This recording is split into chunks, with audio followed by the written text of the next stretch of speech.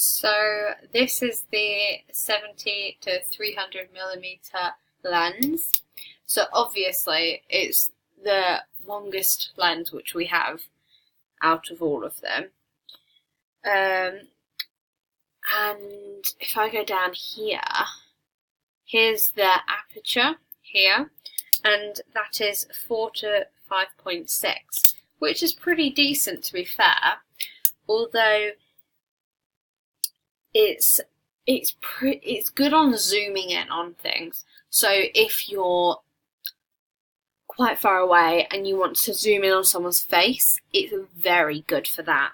Although it's not good in low lighting. So if you're in a hall, for example, at a school, if you're trying to take a photo of someone on the other side, it's not as good, just because the aperture is so small, it doesn't have enough room to let in all that light and then take it in. This is a fairly big disadvantage in my opinion, but it's really good on outside, really, really good. And if you put it on the shutter speed, oh my god, it is amazing, the quality of those photos which you can get. Yeah, obviously, for someone who doesn't know anything about cameras, this is the typical extreme type of camera which you can get, because it's over the top long, whereas in reality it's good for close-ups, like real close-ups.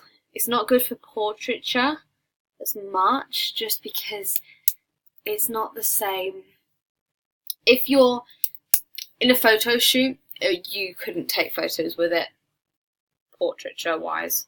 You're trying to focus on different features maybe, but it wouldn't be as good as say using the 55mm prime.